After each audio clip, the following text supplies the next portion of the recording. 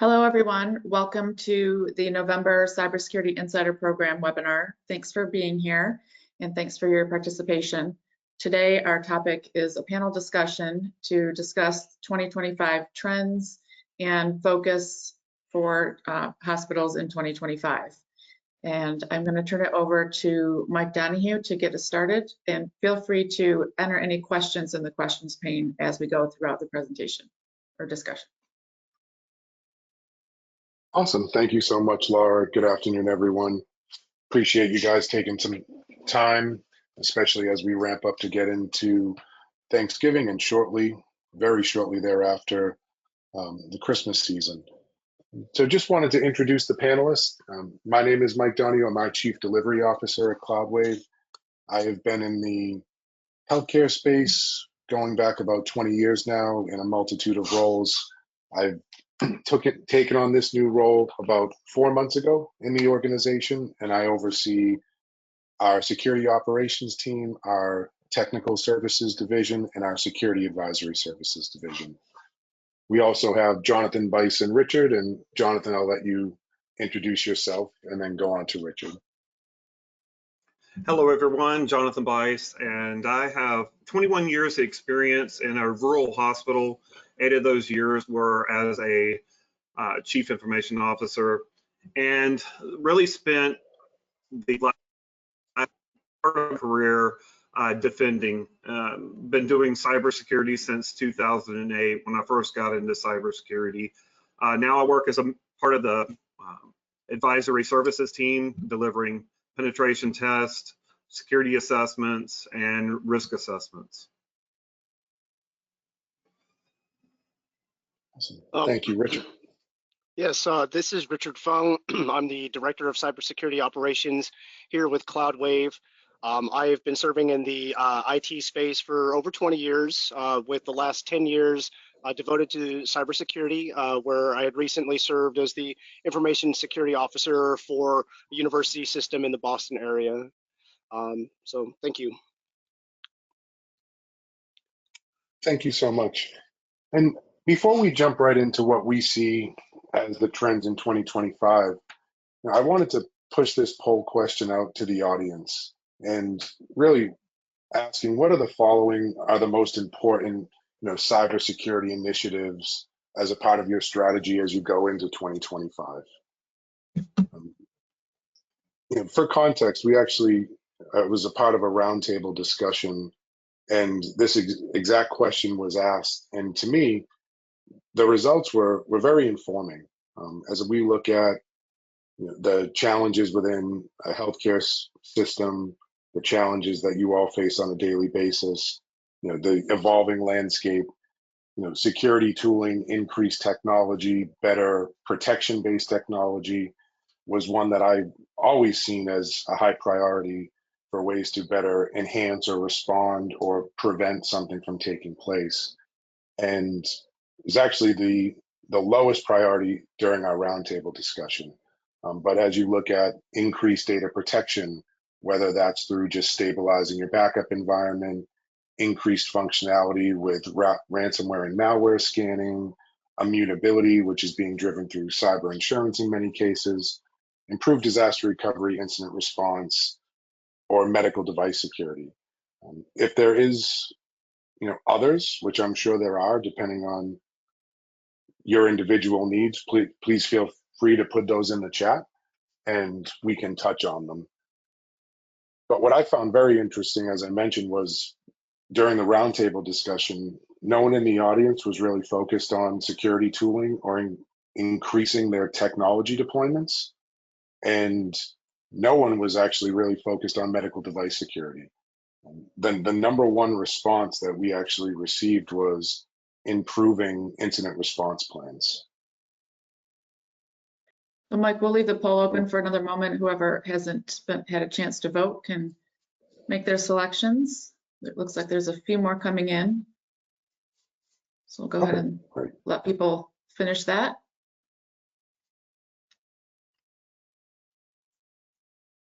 Yeah, thank you, Laura.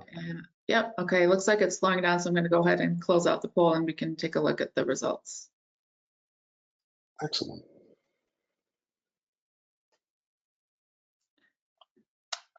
Okay, so it looks like a lot of these are high priority for most people. Security and tooling and technology came in at 52%. Data protection, 71%.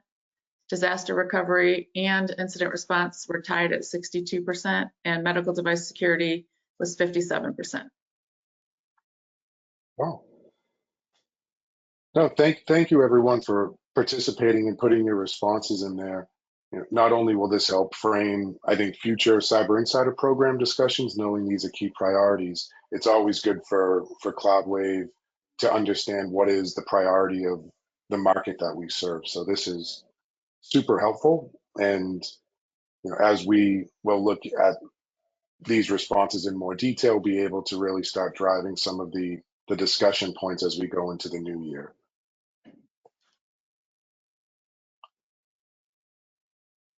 So with that, I think we're going to transition into some of the items that we believe at CloudWave are really going to continue to be trends, if not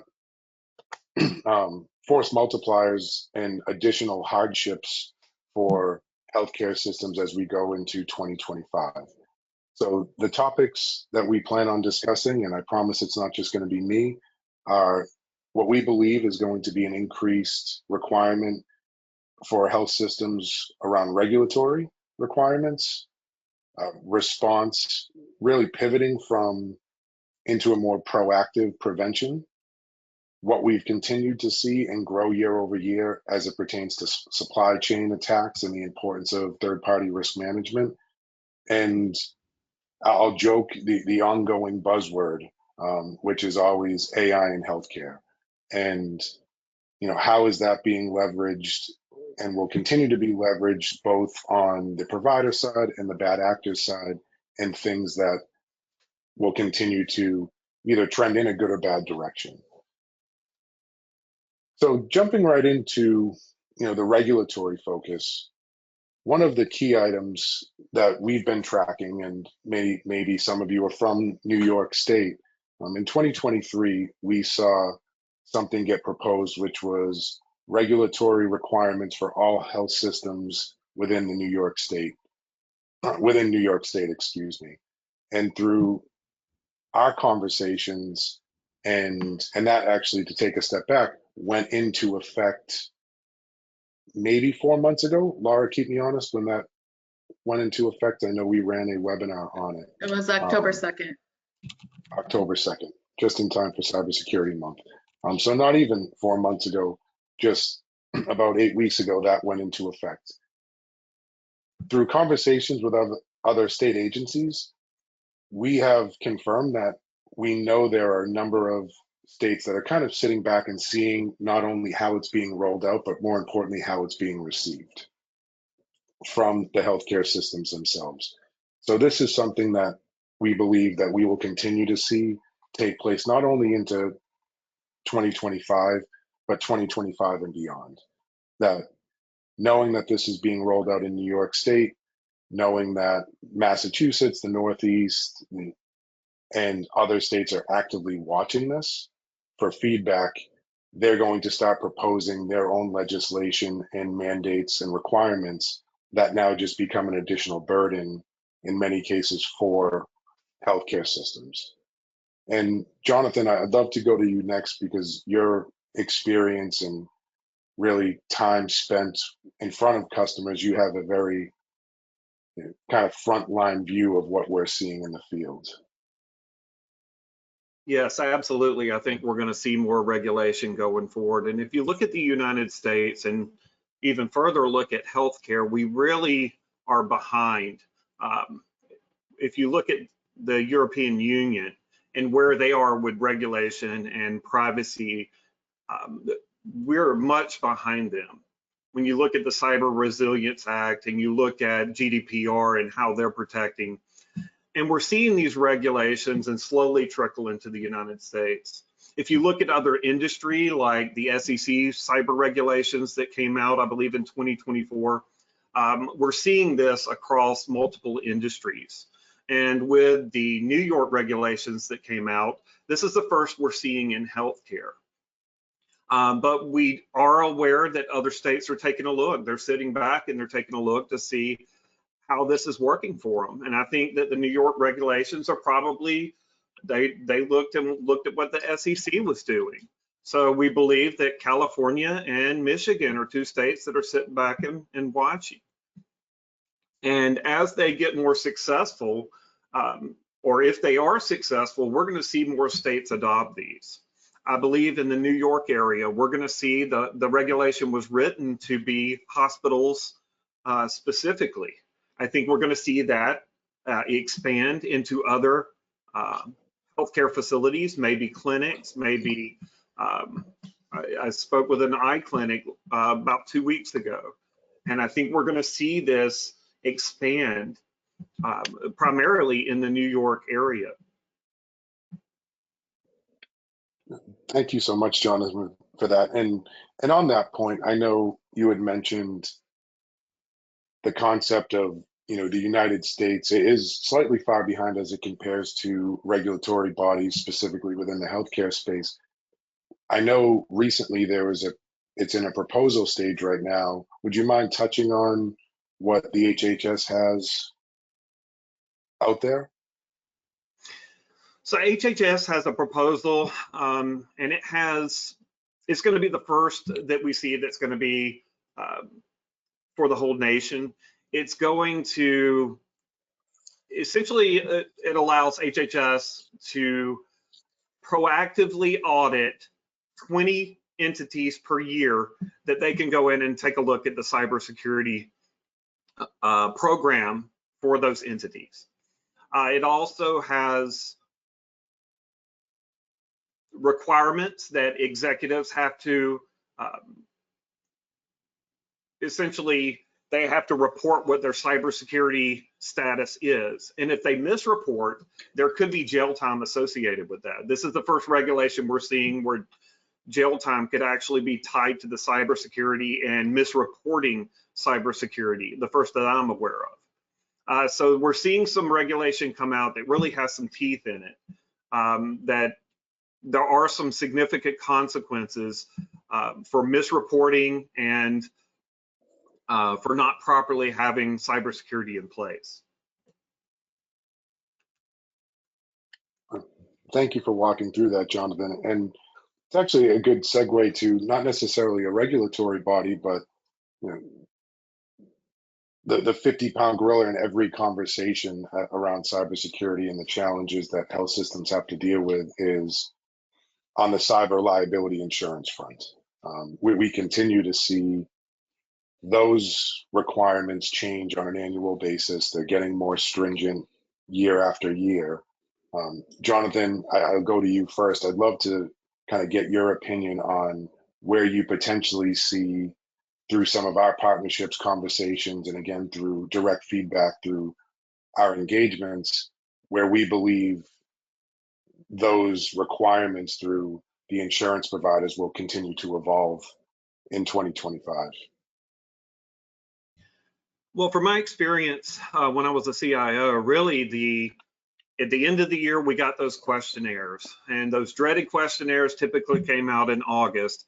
And those questionnaires ask us, do you have these controls in place? And if you don't have those controls in place, that really drove your cyber insurance premiums. And if you take a look, we've done some crosswalks, and we've taken a look at the cyber insurance top 10. What are the top 10 things that they look for and ask about? And we've crosswalked those with cybersecurity control frameworks. And if we take a look, a lot of times what the cyber insurance is asking us about, we find that it really aligns with what's in a security control framework. Maybe it's NIST 853, maybe it's C2M2 or NIST CSF, but we do see that these are in security control frameworks. And what that tells us is we really need to go beyond looking at HIPAA, and we need to start looking at maybe NIST 853. If you're not there yet, maybe go into NIST CSF, and then having a plan to move to 853 with a vision of going to 800-171. But they're going to continue to drive along that route. And it's going to be based on current trends, current things we're seeing in the market. Supply chain is going to be a #1 thing. We're going to talk about that in a little bit, but we're continuing to see supply chain attacks. We're going to talk about AI. We're probably not going to be asked about AI in healthcare, but we're going to continue to get the same questions about MFA, ransomware preparedness, but supply chain, I think we're really going to be questioned about that one. Thank you for that, Jonathan. And Richard, I'd love to get your take on, the cyber insurance piece and potentially how you think that may change as we go into 2025. Thank you. I certainly concur with Jonathan's sentiment. I do believe that control framework alignment is going to definitely drive a lot of the cyber insurance requirements, right? When you think about the cyber insurance and their sort of protecting claims and things of that nature, what they're really looking for is a lot of layered frameworks and layered security controls and very specific controls at different levels, right?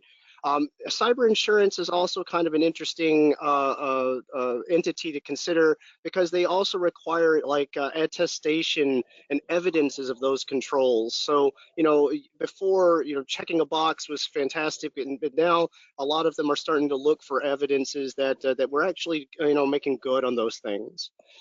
One piece that I think that is very important for these frameworks and for cyber insurance is the mandate for continuous monitoring of those controls and regular audits to make sure that they're meeting compliance and that they're actually effective.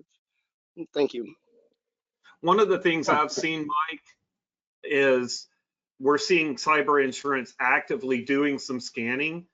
We've actually seen reports come from the cyber insurance where they're doing security postures before they come in and give you those proposals. No, and that actually leads to, and I would say to the audience, we may not, even amongst the three panelists, agree. My view on this is, probably a much simpler one. But if I look at the insurance industry as a whole and how it's evolved within other markets outside of the cyberspace, it would not shock me, maybe not in 2025, but as this trend continues to evolve and attacks on healthcare continue to grow year over year and the impact of these attacks become even more harmful, that the insurance providers will actually start requiring a hands-on assessment or audit before they will give a policy. I look at it no differently than homeowners insurance, that if I want to change my policy, I have to have someone come on site, they have to walk my roof, they have to check out my water heater, my electric system, my windows, especially living in Florida. With hurricanes, they need to make sure that their investment is protected. And I do think that is potentially not as aggressive as 2025, but something that we will continue to see take place and become more proactive. As Jonathan just mentioned, there's elements of that already being done. And kind of before we pivot, I wanted to share with the audience one of the things that I had a CIO mention to me the other day, and it was a frustration point, which is as we continue to see enhanced regulations and we continue to see more requirements being pushed on health systems through cyber insurance, the focus is almost backwards. The CIO was very direct and said, to me, those items are check boxes because they're focused more on some level of technical controls, but they're not focused on prevention or proactiveness due to or based off of a response. And it was very interesting, his opinion on it. And we chatted through it for quite some time around he is essentially hitting that checkbox, but spending his cyber budget focusing in on how to improve the response, but also to keep prevention of an attack taking place. And And I think as we pivot into kind of a proactive mindset for prevention and response, the terminology in cyber is usually called SOAR. And it's, how does an action create an automated response that would stop something from continuing to move throughout my environment? And healthcare is always one of those spaces where it is substantially behind broader other industries, financial services, SLED. This is technology that's been widely adopted for quite some time, but the criticality of the systems and the implications to patient care are always the main reason why organizations have been hesitant to say, if you see this, proactively take these 12 automated actions. And that's been the status quo, I would say, over the last 12, 18 months.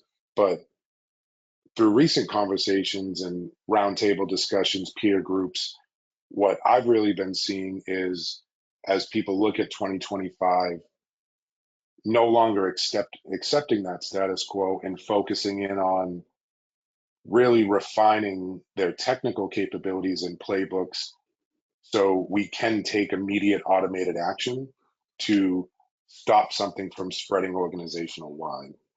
And, Richard, I'd love to go to you first because I think your experience in this is more than just healthcare, coming from the educational space.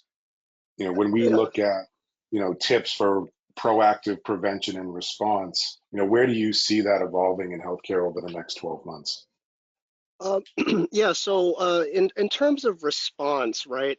What I think what we're all going to start seeing more of is the integration of XDR and SOAR, as you had mentioned, the orchestration, automation, and response capabilities of various tooling and that approach, right? And so what we're looking at here is integration to take sort of proactive measures in response to potential hazards, right? Even refining the workflows of notification and isolation of workstations, isolation of network segments and things of that nature, just attempting to head it off at the pass, right?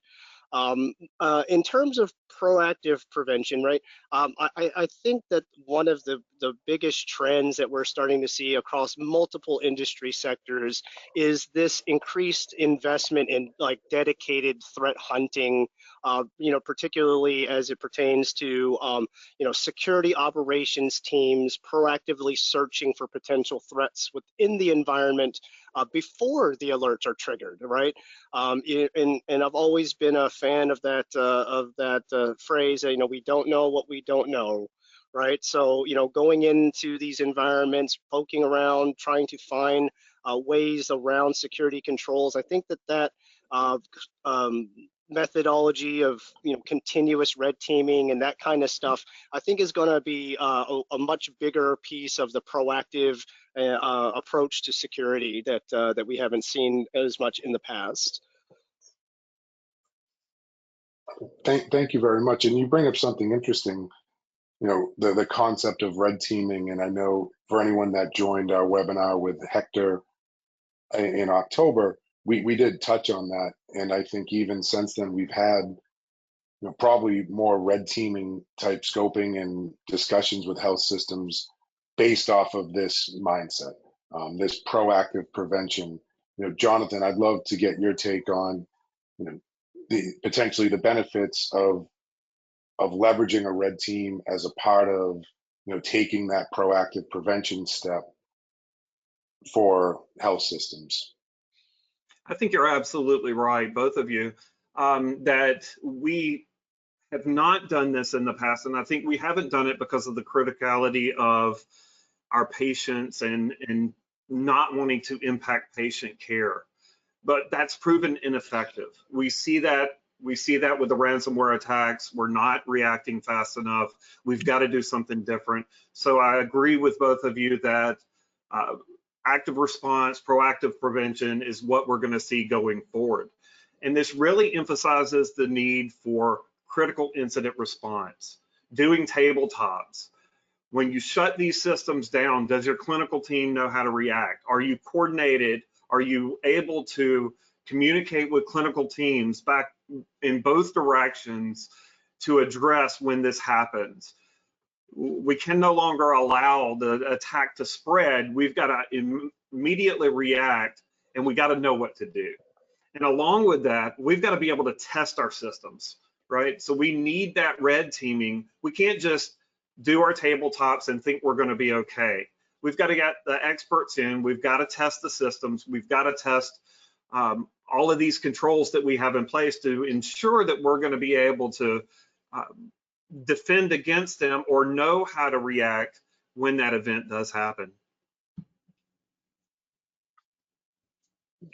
Thank you for that, Jonathan. And Richard, I want to pose something from the security operations side as we touch on orchestration and an automated response. I think we've always had some elements of that, commonly deployed within healthcare. I'll pick on two very basic use cases of external IP address from Ukraine or Russia, a state nation gets detected. We can, take an automated action to block that from traversing the network any further as a very basic response. Or, an endpoint detects malware, we are going to instantly execute automation to shut down that NIC, and we are going to shut down that asset and use that, put that in a containment mode, isolation mode, and then from there execute the response plans that Jonathan was speaking to.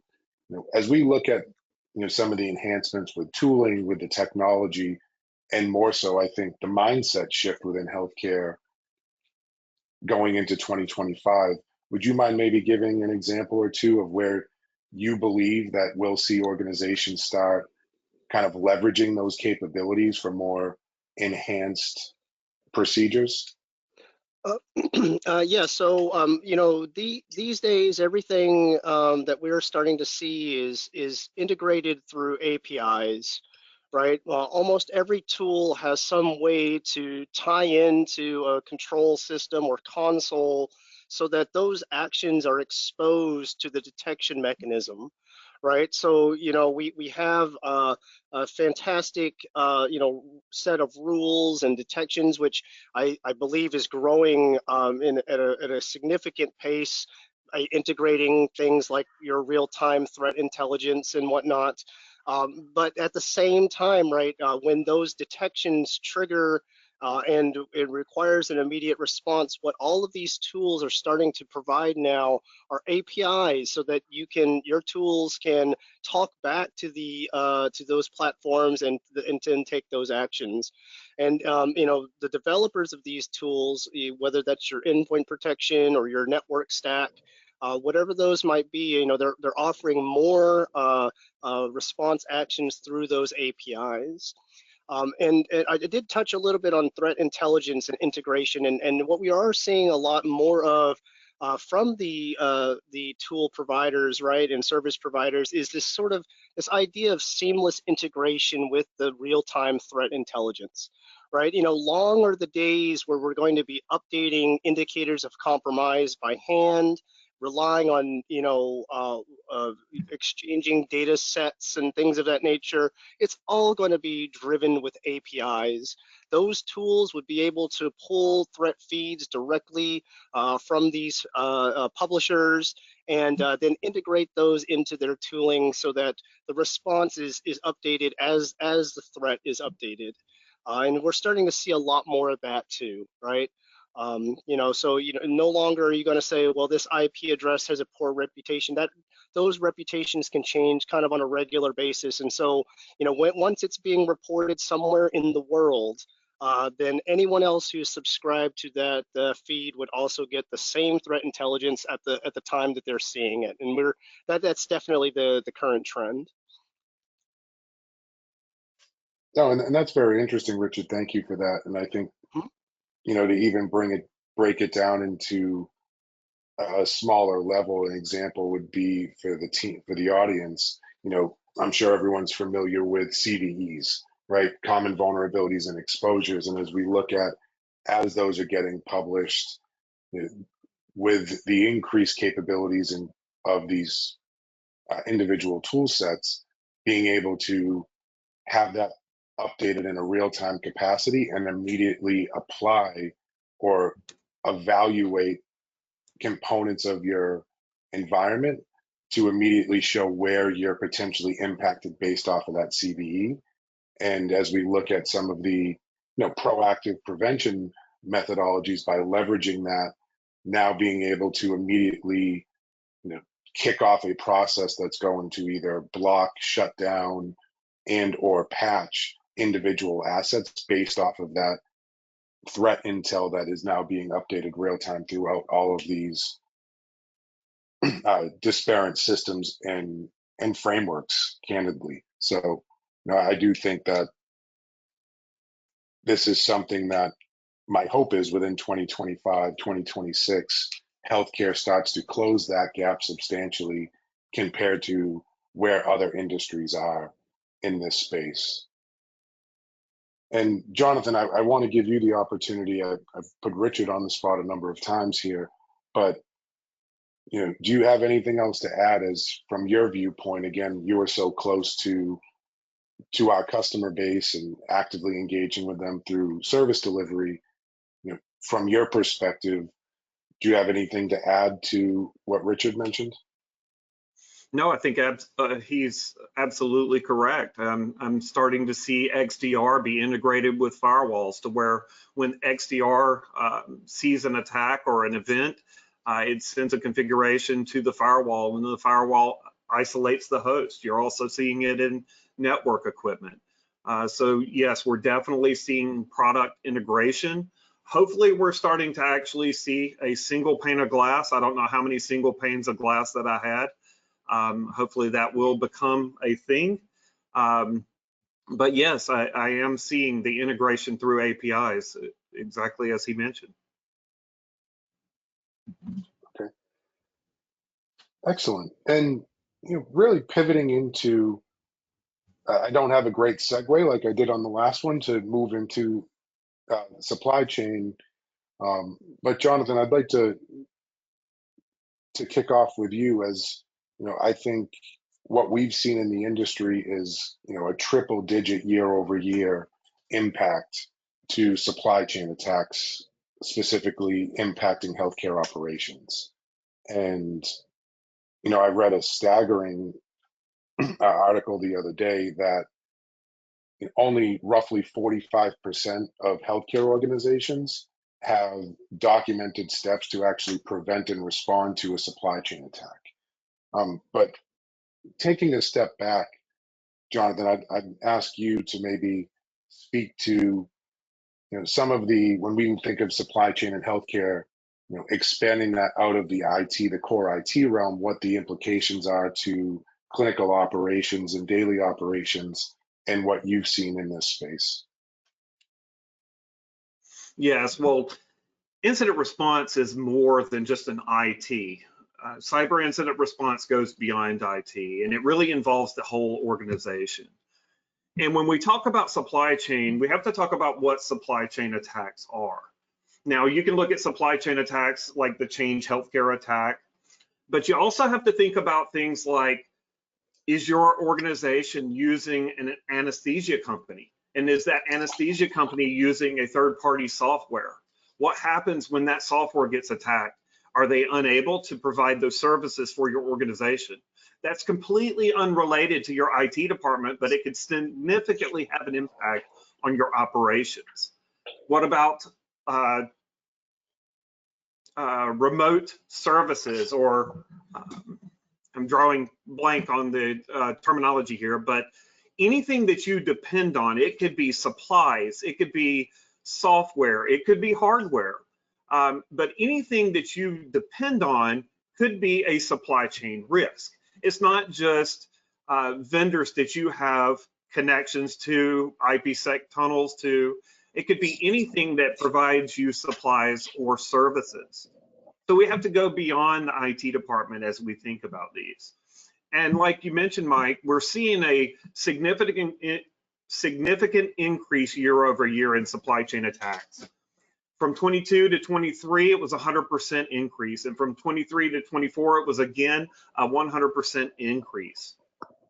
And as we go out and I do risk assessments in hospitals, this is one of the areas that I find time and time again is one of the major opportunities throughout hospitals across the nation that we do risk assessments for. There's a significant deficiency in how we're managing our supply chain. Are we putting into contract that they have to have cybersecurity standards that are in line with ours? Are we putting in our contracts that they have to notify us if there is a cyber incident in their organization? These are things that we have to think about, and we have to have contingency plans. It's also why we have to have clinical incident response. Thank you, Mike. No, thank you so much for that. And I would be, hard pressed to believe that not everyone on this call has a third party, security questionnaire that does get sent to vendors. I can tell you CloudWave receive them and have to fill them out quite often. Where I do think there's room for improvement in the space is in many cases, these aren't necessarily mapping back to either a regulatory framework, an industry framework, and they're very compartmentalized in many cases. And for a IT services and a security provider such as CloudWave, it makes a lot of sense when we get asked to fill this out, and we have to present our security practices and our standards as a provider, where and I think, Jonathan, you touched on this. If we look at order entry, and Owens and Minor, I'll pick an old vendor, someone that you're ordering your clinical supplies from. If they have an attack and you lose the ability to order those supplies, having that contingency plan, I think, is where we've continually seen a lot of room for improvement within the healthcare space. And Jonathan, I don't know if you have anything to add there, based off of that example, but that is one that through many conversations that I've had personally, when we look at, the implications of a supply chain attack that it has on a health system, it's so out of the health system's control, but it has potentially dire implications to the operational side of the facility. Well, I want to talk a little bit about why we're seeing these supply chain attacks and why they're increasing so much. And the reason they're increasing so much is because we're doing a better job defensively. And as we increase our defenses, the adversaries are increasing their offenses, right? And if they were to attack a small regional hospital, it's not as near impactful as one supply chain attack that I researched was impacting over 350 different organizations. Typically, IT, when we do send out those questionnaires, we send them out to IT vendors. We may send them out to materials vendors, but a lot of times we're not thinking about vendors outside of those areas. Ones that are providing services maybe in the emergency department or in ICU or those teledocs. We have to think about all of these services and those contingency plans and making sure we have resilience to where if something were to impact them, how do we function? How do we continue business continuity in the event that something happens in those areas? Oh, great. Thank you for that, Jonathan. And Richard, I'd love to give you an opportunity to weigh in from your perspective on this topic as well. Absolutely. So, traditionally we've seen quite a few organizations kind of undergo vendor risk assessments and vendor risk management practices, and that has traditionally been the approach, right? You go to a preferred service provider, you ask them for their SOC 2 Type 2 compliance audit report from the last year, and that in many cases that makes your personal risk feeling, you know, a little bit better, more secure. But what we're really seeing more of these days from a security operations perspective around supply chain risk management is really, and this going to sound crazy, but you know, monitoring the third-party vendors and partners for vulnerabilities themselves.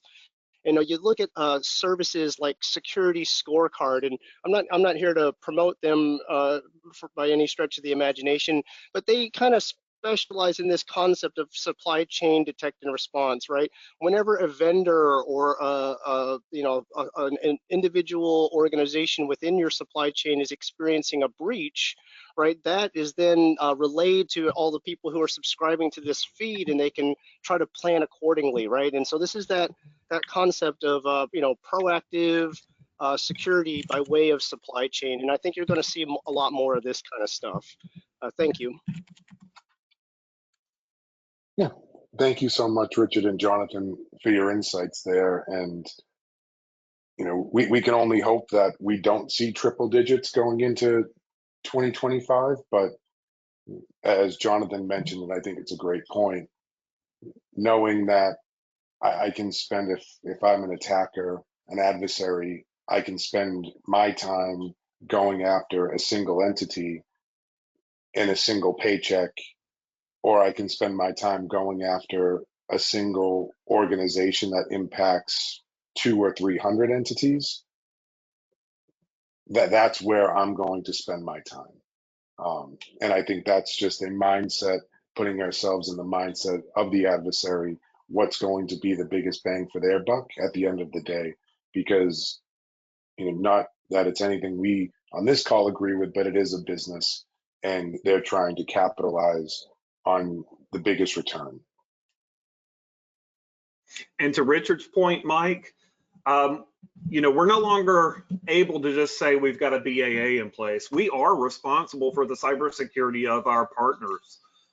We can't just fall on we have a BAA in place. So monitoring is not out of the picture. Keeping a scorecard or knowing where they're at in their cybersecurity is our responsibility. And it really elevates the requirements and the work on providers like CloudWave and everyone else in this industry to, you know, continue to elevate our internal standards on a yearly basis to continue to improve our posture. So pivoting to the last topic, knowing we've got about 10 minutes left. And I mentioned this on the onset, I always make a joke, you know, AI is always, it's a continued buzzword, especially in healthcare. And the reason I say that is, you know, it's not, I don't believe that it's ever going to be something that an individual health system, whether that's a community hospital, you know, anyone, you know, 5,000 beds is going to develop their own AI technology for use within their healthcare system. I think AI becomes, you know, and can become a force multiplier in a lot of different ways throughout the health system, but being leveraged through really the partner and provider space. And I had mentioned early on that I was on a roundtable, and you know, AI in healthcare was one of the topics. And you know, one of the biggest use cases we've seen organizations leverage AI for is ambient listening, and being able to have a listening device, be able to look at an exit interview with a patient and then translate that directly into the medical record, increasing the quality and the insights that go into that medical record as a part of those one-on-one communications. And there's benefits for the provider. It's less work for the physicians to now have to go do their clinical documentation. What I find very interesting is I think it opens up a whole new avenue for the adversaries to go after that space. But that aside, Jonathan, I'd love your take as we look at, you know, AI as it pertains to security, whether it's security operations on the protection prevention side, or even how the adversaries are using it and the implications of that. Would you mind just speaking to how you think that's going to continue to evolve in 2025? Yeah, I think we're going to see it in the response and proactive prevention that we talked about earlier. We're already seeing it in network equipment. I've seen it in some organizations that I've worked with. We're going to see it in phishing attacks, deep fakes, better phishing attacks where they're using voice snippets, maybe through phishing attacks. I believe we're going to see AI used to do remote interviews. I think you're going to see that in the news, maybe not in healthcare so much, but I think you're going to see adversaries trying to land remote jobs using AI to complete their interviews. I'll let Richard talk about AI when it comes to threat intelligence and some of the correlation that's going to be done there. Yeah, Richard, please. Yeah. So when it comes to AI and security, I think that security operations, and maybe I'm a little biased here, is sort of disproportionately benefited from the addition of AI into tooling and things of that nature. And the way I kind of categorize it is in sort of three buckets, right? The first is in the threat detection. AI-driven tools really do a really good thing. They're super good at pattern recognition, detecting complex patterns, and also detecting anomalies in large data sets like logs and things of that nature. So I think that the security operations ultimately will benefit from AI through just by threat detection alone. Another kind of big bucket I think AI is going to play a big part of in the security operations space is this concept of automated triage, right? AI is increasingly being used to automate the triage process, perform those first 3 or 4 kind of initial investigation stages that traditionally would have required the analyst or some responder to go in and do by hand. That now AI can just kind of do that and summarize things so that when you do actually get something, it might actually be meaningful. And then I think the third kind of bucket that Jonathan talked about a little bit there was like the predictive analytics, right?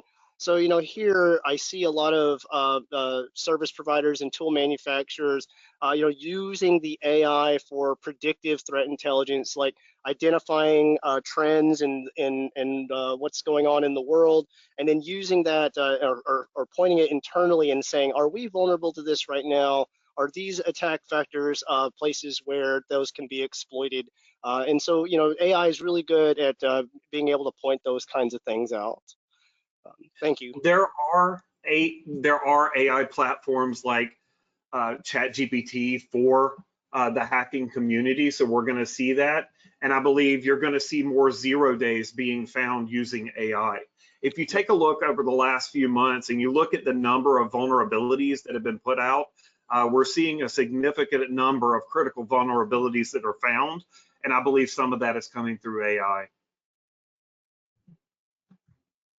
Hey, Jonathan, you actually I was going to ask you this, but with the, I would say, commercial tooling or the tooling that's now available to the everyday person, do you, like, such as ChatGPT, Copilot, Gemini, and knowing that really hacks at their core are software, right? It's software scripting and being able to find detections or vulnerabilities in environments. Do you think that, with these things being so readily available today, that we will continue to see almost the next generation of hackers move at a pace that is something we haven't seen before due to these systems being available? I think it will speed up, but I also will call out that a lot of the tools being used today are the same tools I learned about in 2008, which is interesting, right? So a lot of the tools that are out, there are some new tools out, there are new attacks out. The ability to launch a fileless attack using registry through obfuscation is pretty amazing. So there are progressed attacks that was probably created with AI. So yes, I do believe we're going to see an escalation. I think things are going to speed up. There's definitely going to be a separation from the elite, from the script kiddies. But yes, I think you're definitely going to see a rapid increase in the number of vulnerabilities found. I did want to I can play a little bit on to answer that as well, Mike. I do think that that the availability of the consumer and AI, something that I do think is going to be maybe not in the near term future, but certainly down the road, are a lot more variants of the same types of tools, right? I can see AI being utilized to just sort of increase the efficiency of the tool itself, and in kind of a self-improvement type of positive feedback loop. I can certainly see that. A few years back, we used to talk about these polymorphic worms, right? That evade signature detection. I think that kind of stuff is very trivial with AI, right? You can just ask ChatGPT to write a slightly better version of whatever you just put out, and it will do so. And I think that you will start to see more malwares and attack sequences that play on that kind of just make yourself a little bit better than you did last time. So. Yeah. No, thank you for that, Richard. And that's really was the genesis of my question as we look at, the Microsofts of the world and they push out new operating systems. I think that at some point there was a substantial or a learning curve for the adversaries to understand the proactive security improvements that come with the new operating system, potentially changes to the underlying architecture of that operating system to make it more secure, and the commercial use of being able, or the consumer use, excuse me, of being able to put into a chat bot such as ChatGPT, give me the operating system differences and vulnerability enhancements of servers 2022 to 2024, and having that almost instantly available without having to go through your own self-reconnaissance, I think,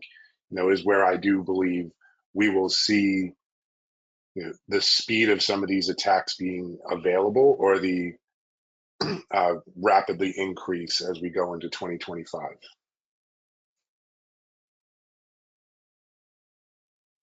Yeah, absolutely. You're going to be able to give AI raw code and tell it to look for vulnerabilities. So,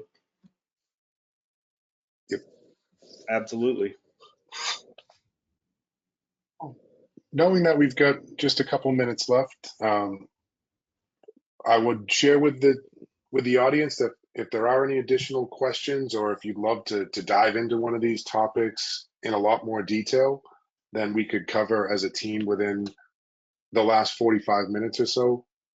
Put it in the chat. Please feel free to reach out to Laura, myself, and we can schedule that time and go into a lot more detail on any one of these topics. And anything that we may have missed, that if you have a difference of opinion, or you're seeing something different, please raise that, and would love to get that feedback loop.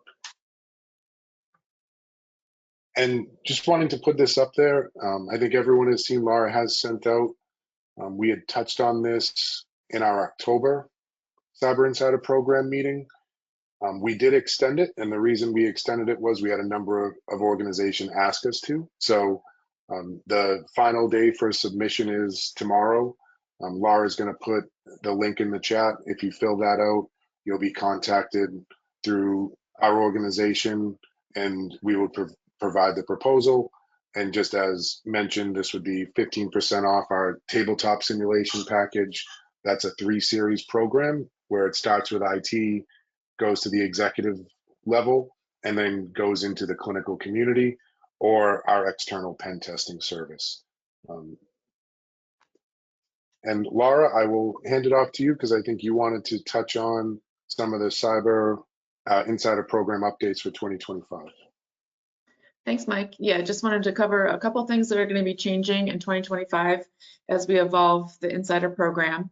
We're going to be moving to quarterly live Insider sessions instead of monthly, and hopefully that will give us a chance to provide robust sessions and topics and allow you to participate in those quarterly.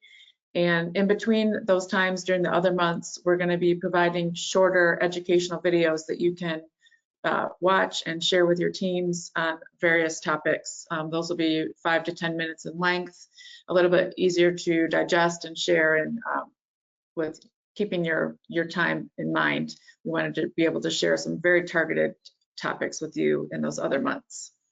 The other thing that we're going to be adding is a quarterly peer group discussion, and we're going to limit these sessions to 10 people, and we'll be doing outreach and invites for those. If you would like to be included, please send a request to me, or you'll have lots of opportunities to raise your hand for that. And the idea with this is to get a smaller group together to have more face-to-face discussions, probably over Teams, and just to really hear from your peers and talk about what's happening in the world of healthcare cybersecurity throughout next year. And then, as always, we're open to your feedback. If there are things you'd like to see in the Insider program that you wish we've been doing but haven't been, we're always open to your feedback. You can send me the feedback, or I will send out an email after this webinar with all this information and the recording from this session as well, as always. And we look forward to continuing to work with you in the new year and providing continued education and information for you all. And just a reminder, we won't have a December live session. We hope that, December is a very busy time for everyone, so we encourage you to use that time to go back and review any of the on-demand recordings from this year that you may have missed, and share them with your teams. And I will put that in the link in the email that goes out after the session as well. Awesome. Thank you, Laura. And I just wanted to put a plug out for highly recommending the quarterly peer group discussions. The intent of that is not for as much of a CloudWave to you dialogue. It's really intended to be, what are the problems that we're seeing in the industry, and how can you learn from your peer group potentially a way that they have solved that. So it's much more focused on interactions between the organizations that are a part of this program, not as much CloudWave creating the content and presenting it out. So strongly recommend that, and thank you very much for everyone taking the time today to join us. Hope everyone has a wonderful Thanksgiving. Hopefully can enjoy some time away with friends and family. And if there's any questions or anything that comes up, please don't hesitate to reach out to us. Looking forward to kicking this off in the new year. Thank you, Mike, and thanks, Jonathan and Richard as well. Thanks, everyone, for joining. Thank you, everyone.